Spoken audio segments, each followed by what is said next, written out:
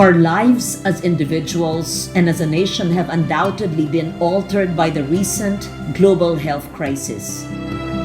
As we adjust to a new way of being, where do we find the inspiration to once again renew our energies? We trace a cycle of life that begins from childhood, in games and sports, in rites of courtship and marriage, in transitions to an afterlife free from all pain and disease. All stages marked by the melding of tradition, skill, memory, and unity. Here is what we most need now: a renewal of our bodies, hearts, and spirits. This is Dayaw, our knowledge, our pride.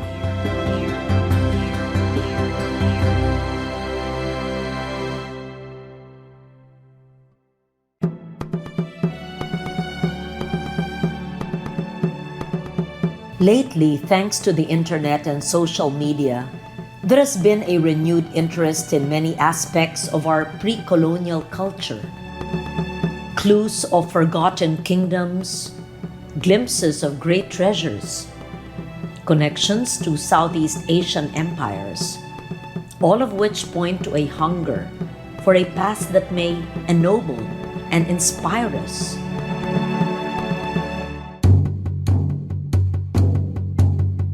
Among the most popular fields of interest that netizens are eager to learn more about are the traditional arts of self-defense: arnis, kalis, silat. The terms conjure both rigid physical activity as well as rigorous mental discipline. In this season of Dayaw, we cannot celebrate Kakaibang Sigla without looking at the traditional ways in which our forefathers both exercised their bodies as well as defended themselves. Beneath the sheer and awesome physicality, there is a mental discipline, the wholeness of mind, body, and spirit. Add to these the connection to our own roots. In this two-part special, we see the manly grace and hear the voices of the practitioners and grand masters of our traditional martial arts.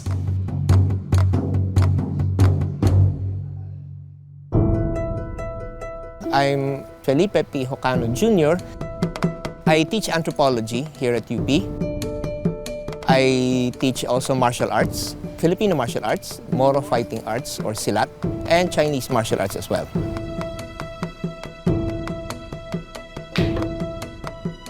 FMA is a catch-all term for Filipino martial arts, right? Several years ago, this group of arts we call Filipino martial arts used to be known by regional names. For example, if they use the sword, they call the kalis. The word kalis occurs in several languages, like in the old-style Tagalog, as well as in the languages in Mindanao. Okay? Up here, kalis it's a generic term for sword, but in Mindanao, it's also referred to as the kris. Then you have styles that call themselves, let me see, arnis. Of course, that's the most well-known, and that's the term that is being used in the Tagalog and Hiligaynon-speaking areas today. The other groups, language groups, prefer to call their arts eskrima, so you have this in Cebu. And in the Panay and Negros area, you will find people referring to their arts as baston, which means stick, primarily because of the use of the stick in combat. In Ibanag, pagkali-kali, that's one. So to play the art of kali or to simply do stick fighting and sword fighting.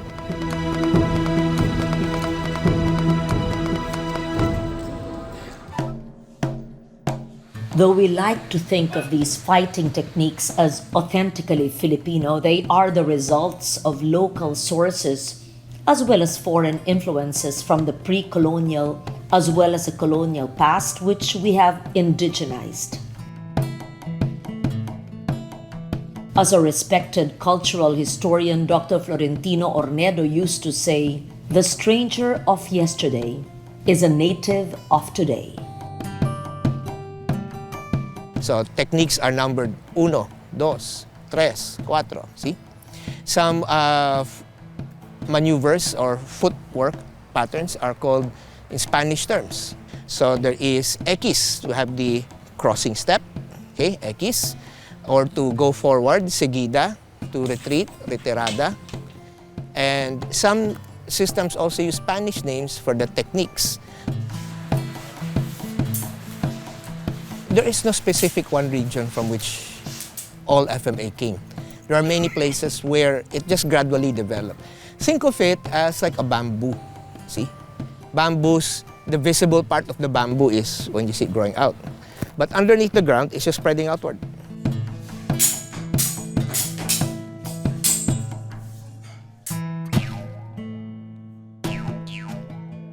FMA is also a combination of those styles from the that began with local people and then were added, to which were added Spanish methods, and that is the result we have today, a hybrid martial art with a long historical past as well. For the last 10, 15 years, we've been seeing a great deal of interest in, what is Filipino? How do you define Filipino? What is identity? Filipino identity in particular. How do you define it? How do you pin it down and put a specific label to it? And this process, this whole undertaking is where Filipino martial arts come in. Now, people are attracted to Filipino martial arts because you have a way of expressing identity that's not just simply in the books. It's not all up here. It's not cognitive. It's actually kinetic. By movement, you can realize what kind of identity you have. Each indigenous Philippine culture had its own warrior tradition, and with each warrior, a standard set of weapons that identified the culture group. It is fascinating to see how a blade, a shield, and a spear can have so many beautiful and deadly forms. But take these away, what remains? In Filipino martial arts, the most magnificent weapon is a human body itself.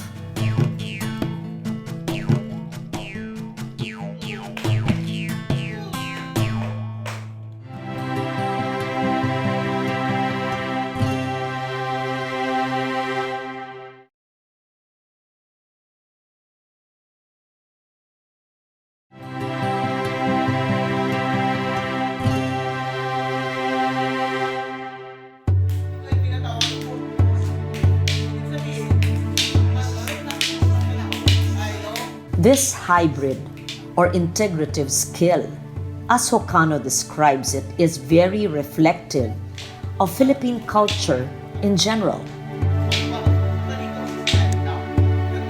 Many forms and influences have come together over the years, creating one distinct skill. This skill in turn births many regional and cultural variations. Hokano explains the differences between arnis, kalis, silat, and eskrima. The word arnis is a local pronunciation of an older term called arnes. And arnes actually came from Espanol, arnes de mano. But the original idea of arnes actually was the equipment. It wasn't just the sticks or the sword, it was also the armor a warrior wore to combat. But arnis can also be other kinds of weaponry, for example. Then you have, let's say, the dagger. This is an aluminum training dagger we use. Primarily, the purpose is to provide a stimulus for self-defense. So when somebody stabs, there's a certain pattern of defense and then locking techniques. Sometimes if it's a stick versus the knife, the use of the stick is supposed to impact here against the hand.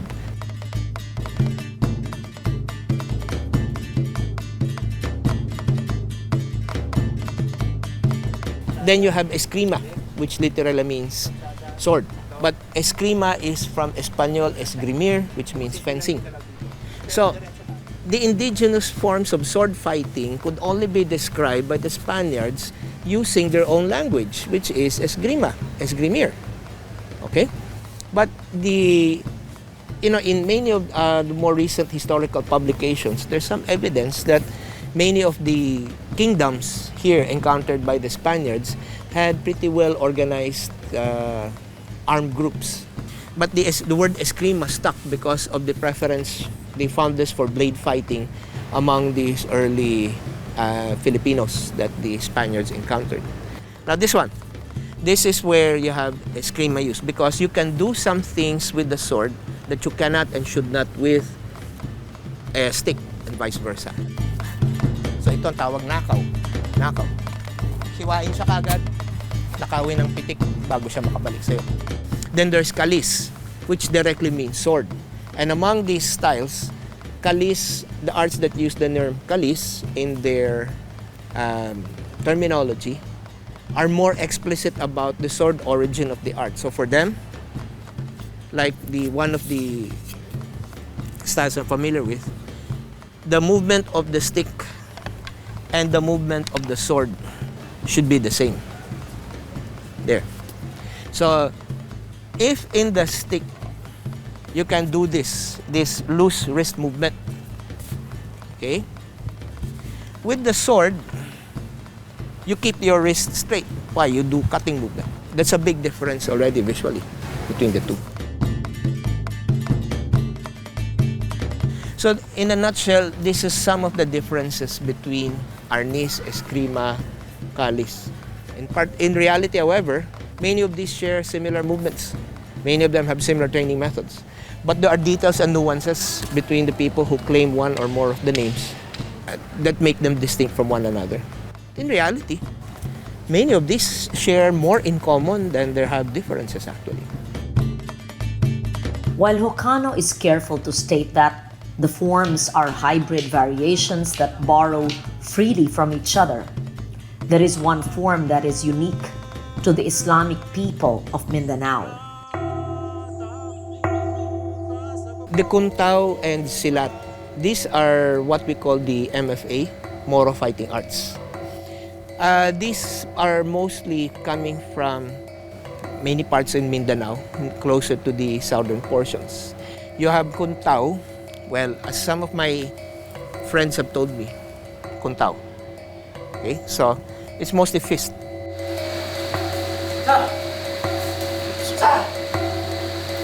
Silat has a more subtle flavor.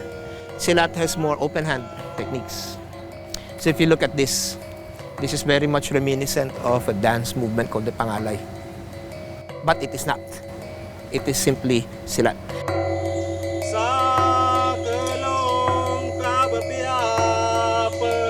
However, I've encountered people who have sometimes watched what I did with my silat and they said, oh, Kuntao. For many of these, Kuntao is a generic term. But there are those who will disagree and say, no, this is silat.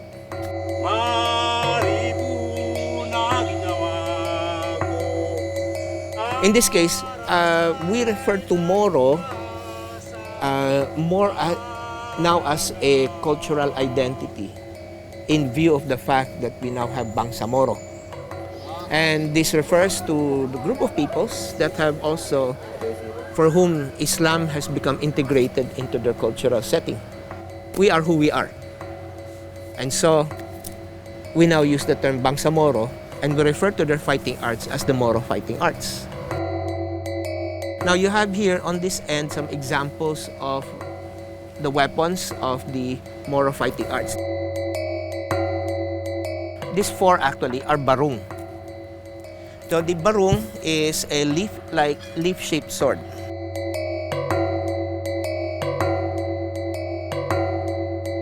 This is what we call a yakan, barong. The yakan are the people coming from Basilan. This version that I have is unsharpened. Okay, here. And this one fits into my hand like this. So this is the made of steel. Okay, so You have movements like this, and so on. And a barong is kind of a very fearsome weapon, mainly because of its weight and the fact that when you get to use it, it will really follow what you're trying to do. It will follow your commands. In demonstrating various fighting techniques, Hokano minces no words about the deadliness of the skill. Most people forget that you have what we call espada idaga. So actually, or baston idaga. So that's your stick, and this is the knife. See? Parry, thrust, counter, finish. Now you're back in the same position. Okay? Now, what does it mean? The first one, you stop his attack. The second one, you cut his ankles. Why? You don't want to kill him right away. What do? You stop him from doing his assault on you by cutting his Achilles tendon so he can't walk. Always, always, always give the other fellow a chance to think his way through things. Isa mo dito sa labi. Hampas ulo. That's one of these key differences too in the Kuntaw and Silat. In Kuntaw and Silat, there's a greater emphasis on the empty hand. The same posture I used for the sword. This is also what we use for empty hand. The same movement I used to avoid, to cut. This is to parry his punch, and this is to stop him at his face from below. Parry this, check him. Martial arts is not about fighting, killing. Although at its heart, these are really fighting arts. Of course, at its most primal level, this is about combat. But the important question is, combat for what purpose? And in this case, martial arts exist because violence exists. And martial arts is the way to stop, control that violence. That's why law enforcement officers are interested in this, because you have to stop criminals from committing their crimes any further. And you have to do it in a way that is also humane, but also direct and to the point, because they learn the lesson that way.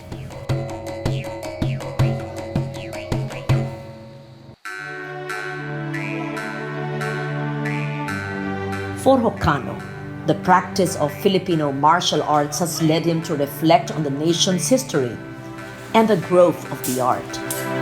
From a means of aggression towards fellow Filipinos to a source of a unifying national identity.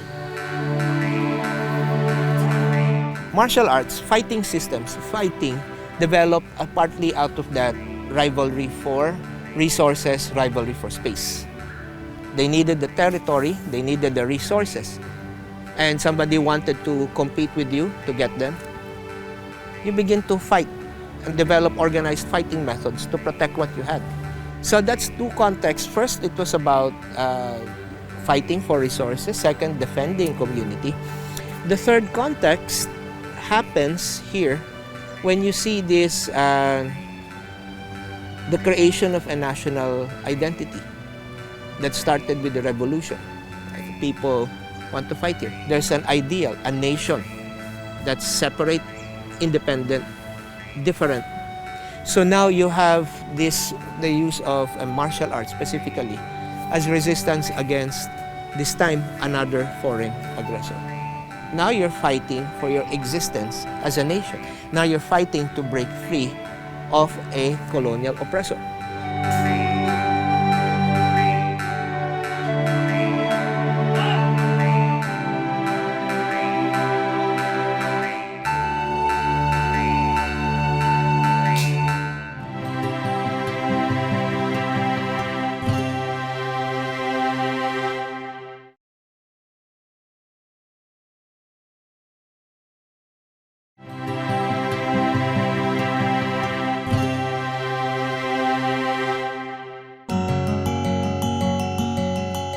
Perhaps because his father was the late great anthropologist and national scientist F. Landa Hokano, Felipe Jr. cannot help but seek deeper connections and meanings in the skill he loves so much.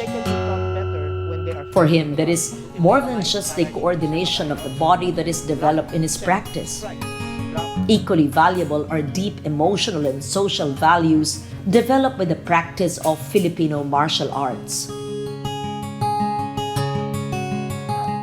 Pakikisama. When you train better trained with a partner. So to develop skill, these two partners have to agree, whether explicitly or implicitly, to what's going on. Then there's a progression to follow. So as the skill develops, then you add on and add on and add on. But you have pakikisama. Here's another one, pakikitungo. Not everyone is at the same skill level. So at that point then, this is where the respect for each other on a vertical level comes in. The guy who knows more is the teacher. The guy who has the nerve to start his own group, he's the head teacher. Then there's pakikiramay. Why? Well, accidents will happen. So everybody comes together to help people, to help each other. Sometimes accident in training. Sometimes though the members need help, in which case other people come in and they begin to help out each other. So if you want to see how that embodies culture, I'd look at these three first.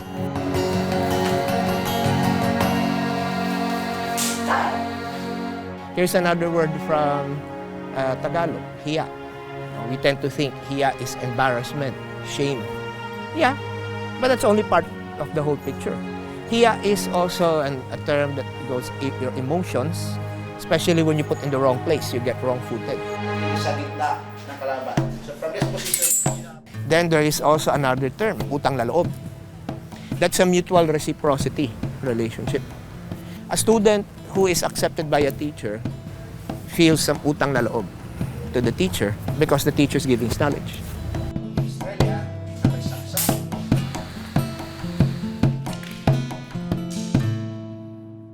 With martial skill comes a deeper awareness of our own singularity as human beings, of our need for connectedness to others, most especially in Filipino culture, where relationships are of primal significance.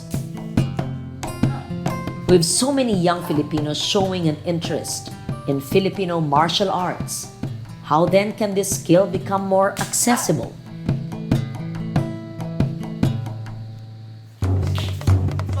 Now we meet the most active practitioners, masters of an ancient art, now made modern through their dedication and efforts.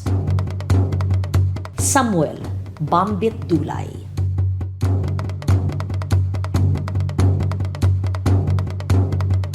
Arnold Narazo,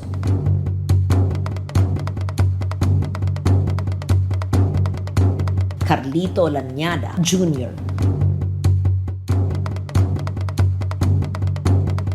Richardson Dialogo,